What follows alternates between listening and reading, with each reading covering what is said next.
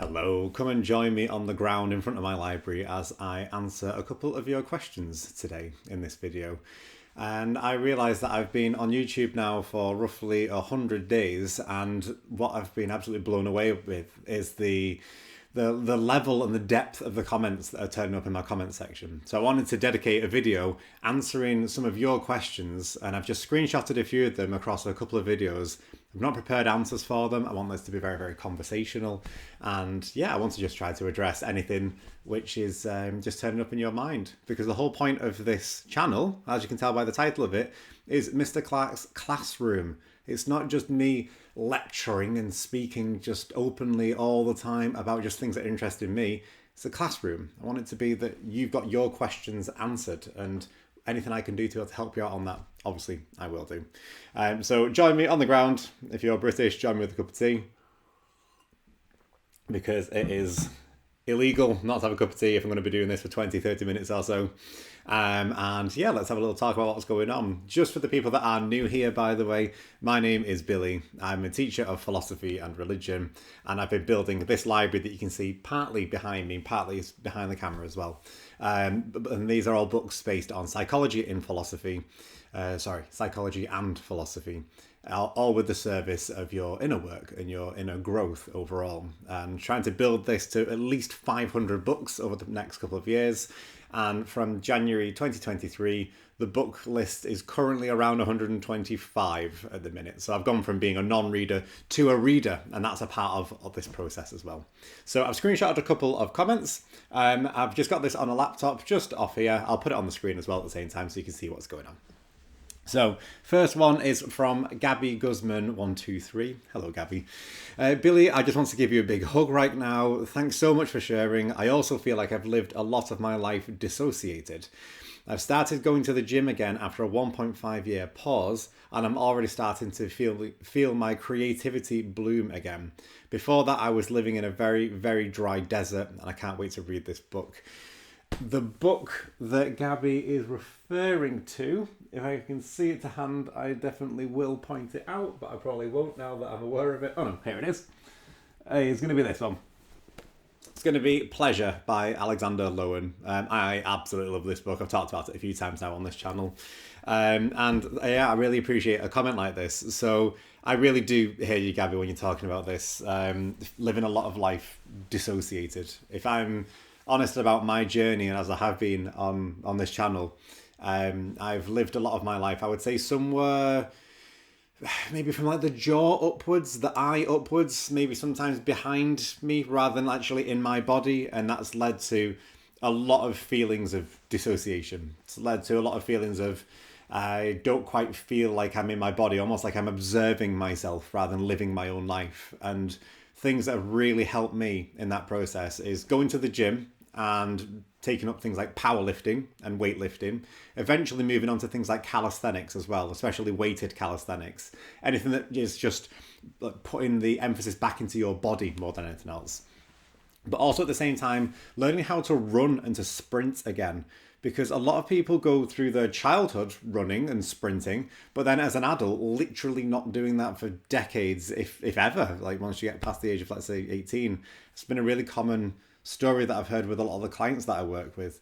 And when I talk about running and when I talk about sprinting especially, it's not necessarily a mechanical way of looking at it. It's not an objective thing. I'm not thinking, how do I hit certain times and paces? I'm not that bothered about that. It's the feeling of being in my body, feeling certain levels of tension in certain places and not others, and moving through space as I'm doing that. It's more the inner feeling of what it is to be running rather than to hit certain arbitrary milestones via running. It's a subtle difference. It's an inner difference. It's an inner shift. But that's what's really helped me, because that has helped pull me back into my body and then back specifically into parts of my body that I wasn't really aware of. When you start running, you become aware of little tiny aches and pains in one part of your left calf or in your right ankle.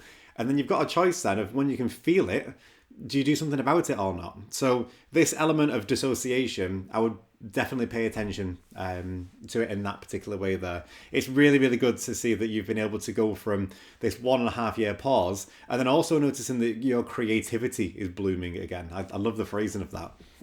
That's something I found as well. The more that I physically engage my body, the better I feel mentally and emotionally and spiritually as well, if we can go that side to it all. And that gives me motivation to do a lot more shadow work, which is one topic that's really sort of resonated with people on this channel. I wasn't expecting that at all. So that's why I'm addressing some of these questions, some of them being shadow based, because it seems to be that's what is going to be best in service to you at this particular point. But it's really good to see that that creativity is blooming, because again, to go back to this, the subtitle for the book is A Creative Approach to Life. It's a healthy approach to life. It's going out there and trying to make the best out of what is going on. It's feeling things in your body and assimilating things in your body creatively as opposed to destructively. So there's so much to be able to go on this. But if anyone else is listening and sort of feels a bit like how I did, which is sort of living sort of like around the eye level or associating yourself more with ideas, this really physical practice can be, I would go as far as to say, life-saving. Definitely life-altering, but definitely life-saving as well. So yeah, thank you, Gabby, for that really amazing thought on that. I just wanted to be able to just take it a little bit further. Moving on to the next one. Is this pronounced Pummeluff? Pummeluff 230? I love it if it is. But the question on this, I think this is going back to the golden shadow video, or the analogy about shadow work, which is this. So the question, if we take this analogy and we arrange the furniture until everybody from the yard drinks our milkshake, I'm hoping that is a There Will Be Blood reference, by the way. I'm not sure if it is. It's a great film. I don't know if that's what that part is referring to. Can we still find the chainsaw we once had in the roots of our basement, maybe, when all the haunted objects which were not liked in the other shops come to trash our place, or is it misplaced forever? There's so much going on in this question. Firstly, just that part in brackets, in the roots of our basement, maybe. That's it's a lovely phrasing. It's very Jungian. So the idea being that there's the famous quote, which I'll sort of paraphrase for the sake of this to be able to expand it, which is this idea of we can our branches can only reach towards heaven if our roots are placed in hell or descend to hell. So the idea being that to be able to reach our heights, we have to embrace our depths. And there's a real beauty, I think, in an analogy like this, because quite often we can be looking at our life, trying to find answers in the branches, and actually the answers are found by questioning the roots overall. We need to, again, to go back to that previous comment, that previous question, we need to descend to our depths, because that releases us into our heights. So we need to be able to take into account both of the movements on this scale. We can't be just our heights and that's all. And we shouldn't be thinking about ourselves as just depths, because that might lower our self-esteem. It's understanding what's going on at different elements and how we can actually start to integrate carefully and in a mature sense what's going on at all these angles. So when it says here, can we still find the chainsaw that we once had? I love that, because I'm going to use the word chainsaw here just in general to represent just a tool, because that's exactly what it would be. If we were to take out some furniture from our house, to go back to the analogy from that video, if you haven't watched it, I'll leave a link just below for this, then that chainsaw could be used, again, in a creative way, or it could be used in a destructive way. It could definitely be used to destroy tables and make sure that they are like completely unusable, scrapping them down to sawdust kind of level, or they could be used to help shape things and to help maybe prune trees. There's nothing wrong with the tool. There's nothing wrong with the chainsaw. It's who we are as a person wielding that chainsaw, which is what's going to make it creative or destructive. Ultimately, all of this comes back to us. It's a very existential way of looking at the question. It's who we are in relation to the world, and how do we take this decisive stance towards our life and towards our future, which is more important than any tool that we're going to use. or any event that just so happens to come into our life, any opportunity that just so happens to come into our life as well. It's all to do with us and how much we can actually access our depths. And you see this all the time with people who become millionaires, not through hard work over 10 years and just building things up gradually and gradually. It's understanding then the people that win that through the lottery, and it's an overnight success. And if they've not done the shadow work, you see a lot of people then wasting that money because they don't know what to do with it. They've suddenly unlocked all these heights of all these potentials, but they've not dealt with the blocks and the inhibitions and the shadow material at the depths. So if there's a lot of difficulty and heaviness going on around things like anxiety or depression or fear, or having to have this competitive mindset and prove that you're better than other people, or that you're always superior in all regards, all that's going to happen there is that person that wins £1 million, yeah, they're going to be absolutely ecstatic in one sense, but it's just going to act as an amplifier to the shadow work that hasn't already been done. So we've got to be really careful about how we actually approach something like this. It's got to be not just let's do shadow work as and when. And shadow work could be easily referred to as like unconscious work. If you're a fan of psychosynthesis, you could be referring to the lower unconscious and the higher unconscious. We can break this apart in a few different ways. But it's understanding who we are if we're being really honest with ourselves. What would we be like in our lowest moments? What is really motivating us? What are the patterns that are underlying all these forms as well? Flipping it all the way to the golden shadow as well, in terms of what is it that I can celebrate in other people, but because of my low self-esteem, I can't celebrate in myself. There's two elements to this. There is the lower and there is the higher. There is the roots and there are the branches. So to go back to that point, can we still find the chainsaw that we once had? Yeah, that tool is going to be there. It's going to be there forever. It might be that you've left something in your childhood, but it's going to be exactly where you've decided to leave it. It's not going to have changed. There's a lovely phrase in this book, in Romancing the Shadow. It's one of my favourite books that I always recommend to people if they're trying to get into shadow work, because it's just been so practical for me with this. And it's the idea that imagine that as a child, you've been writing letters to yourself as an adult, but that you're just leaving them. You're not opening them up. You're not listening to the gifts. All the messages that are left unread in those letters are gifts that are waiting to be received. And you've got to be the one that is brave enough to be able to look back into your past and reclaim some of that nuance, to be able to bring forward some of the ideas that you maybe used to hold and have since buried or just ignored. So there's a lot going on there, but I would definitely say it's not misplaced forever.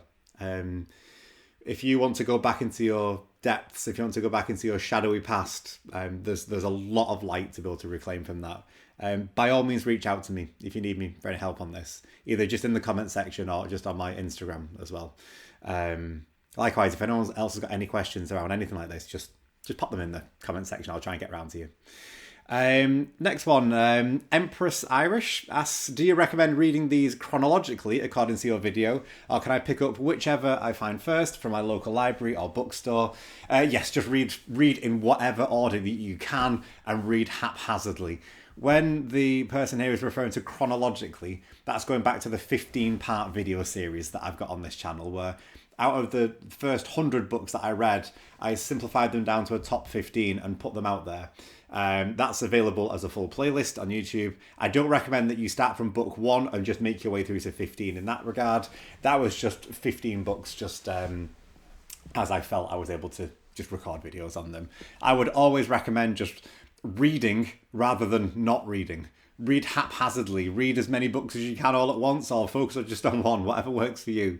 But yeah, don't try to be aware of wherever you start to put rules on reading, and then start to break them apart and start to experiment with them, because that's probably going to be the best and healthiest way to actually keep you reading overall. Because you want this to be a habit. You don't want this to be just a nice thing that you do every now and again. You want this to be a daily practice, ideally, or at least multiple times per week overall. So I think a nice straightforward answer for that one. Yeah, don't focus just on the chronological ideas. Hot-footed 8011 says, I haven't checked all your videos yet, but if you haven't read Iron John, it is well worth it. I look forward to seeing more of your content. Well, thank you very much. And yes, I actually have read Iron John. I've got the copy just down here. I've got this quite nice hardback cover. So if I just take off the little part for that, you can see I've got it in this lovely sort of grey with gold writing on it on here. And it's a really, really nice, very heavily highlighted, if I remember rightly, book. Yeah, very, very heavily highlighted. That's a separate thing as well on this, so don't know how well this will show up. But if you're not in the habit of writing in your books, that could actually become quite useful. It's really, really helped me to actually retain a lot of the information with ease. And yes, I will definitely make a series of videos on Iron John. If you're a man watching this, you might have read a book like King, Warrior, Magician, Lover, which is just up here, just on my shelf. So that's quite a famous book already, talking about the ideas of the masculine archetypes, or those four specifically. Iron John is a really, really nice idea to go into what's referred to as the wild man archetype. And also, it brings up a lot of questions around permission.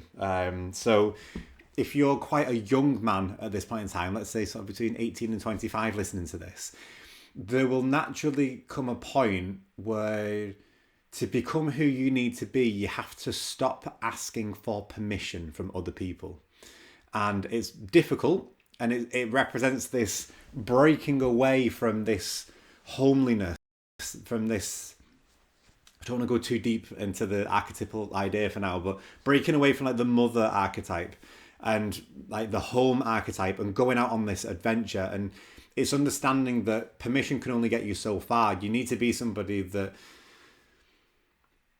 starts to create your own rules in the healthiest possible way. That's what healthy masculinity is all about. It's understanding the tension between the tradition but also the future, and also this idea of creativity. You can start to see how a lot of these ideas really start to flow over into each other. So we started with a book like this talking about creativity and being in the body.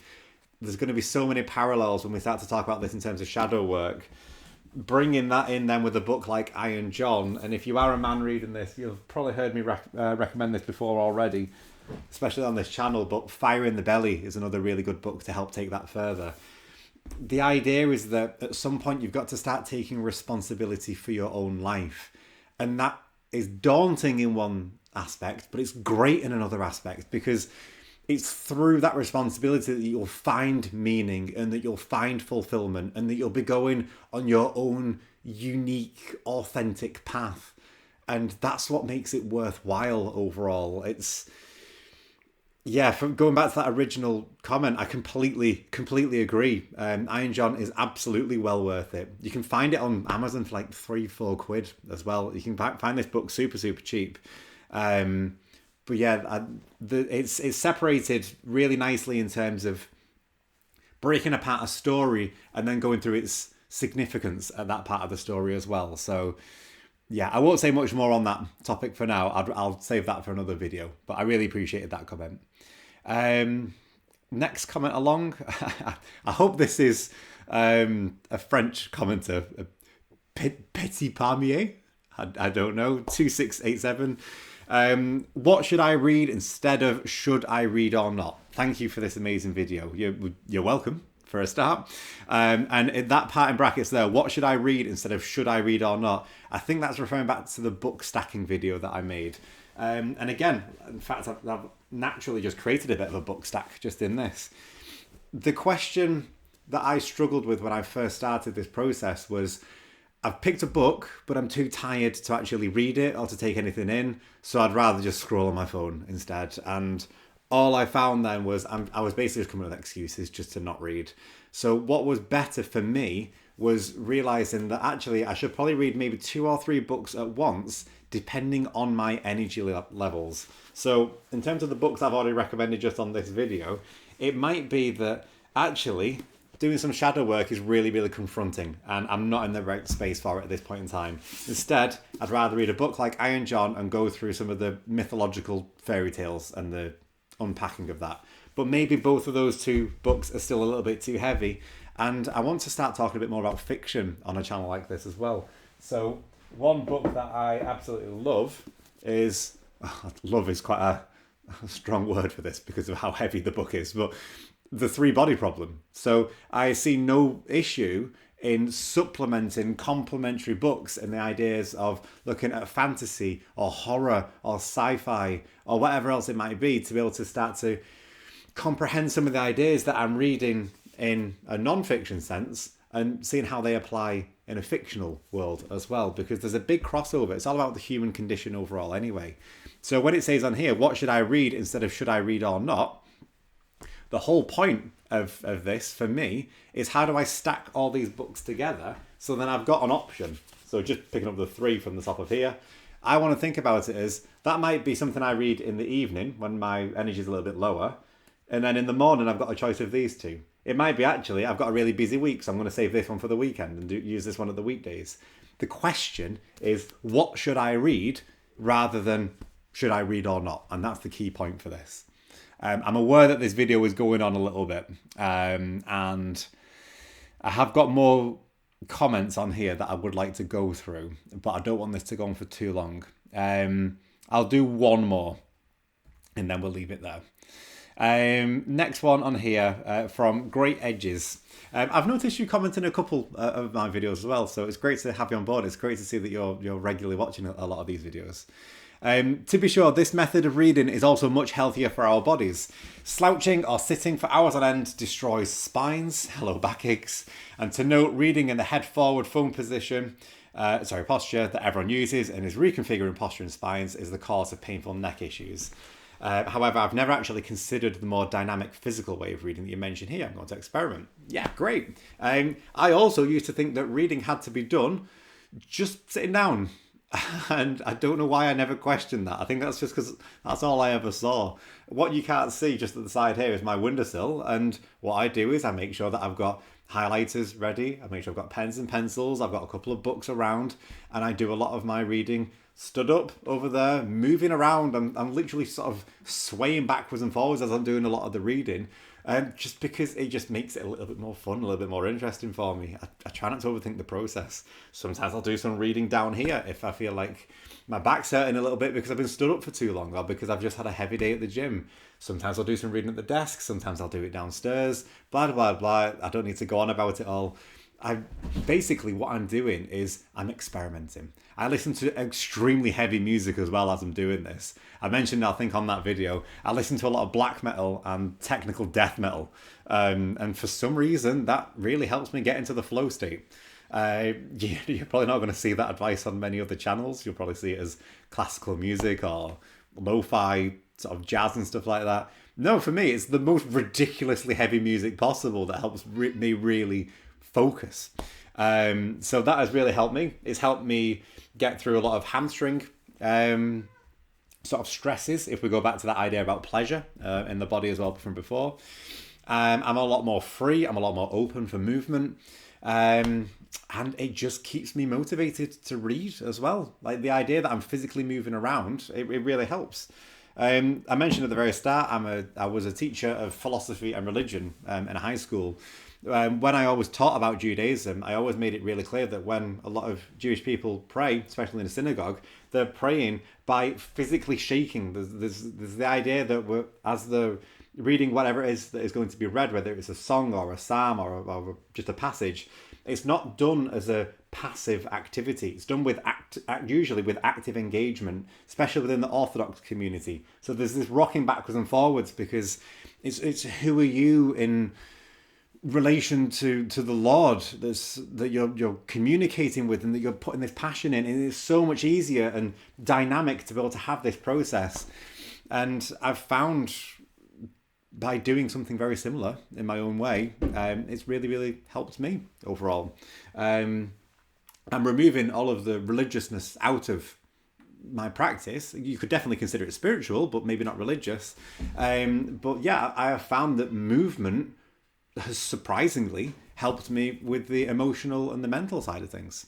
It's referred to as bioenergetics. Again, Alexander Lowen is a really good person to read up on in that kind of world. But I won't go on for much longer because this is by far my longest video on this channel. I wanted this to be way more casual than all my other videos because I want it to be that, yeah, I really appreciate all these comments that are coming in. And I want to try to address them as well because I'm really thankful for a lot of these comments. And I don't want to talk about this just in general as though I'm just putting messages out there for literally anyone who is listening. I want it to be much more about just me and you connecting. It's me as a teacher, perhaps you as a student. And that's been my career as up until now and continuing into the future, just in a slightly different way. I am a teacher. I embody what it is to be a teacher, and I absolutely love it. I have removed the idea of being focused just on the technique, and I'm focused much more on the identity and the integrity of what it is to be a teacher. And ultimately, that is showing up online, in this case, to be of service to people that have got questions and that want them answered. I want them unpacked in some way. So my teaching is definitely continuing in a way that I hadn't maybe expected, but I have been absolutely blown away by the reception of this channel. To get to beyond 2,000 subscribers in under 100 days, and I've not looked at the statistics on how many views that I've had, but I think it's well over 40,000 views in that time by now already. It's really humbling. It's really nice to be able to see that the message resonates, because all of this has been really, really helping me. And I just want to make sure that it's helping other people in whatever way it can as well. So if you've got any questions that you'd like answering, please just drop them in the comments. I'll try and get around to them as quickly as I can. I've got so many ideas for so many more lessons that I'm going to be putting out there as well. So there's no shortage of that. And I might start to do more long-winded kind of casual videos like this as well in the future, if that's what people are interested in. But until then, I'm going to be carrying on reading. I'm going to be carrying on teaching. If you want to carry on asking your questions, that'd be great as well. And I'd love to be able to carry on the conversation between me and you. In the meantime, have a lovely rest of your week.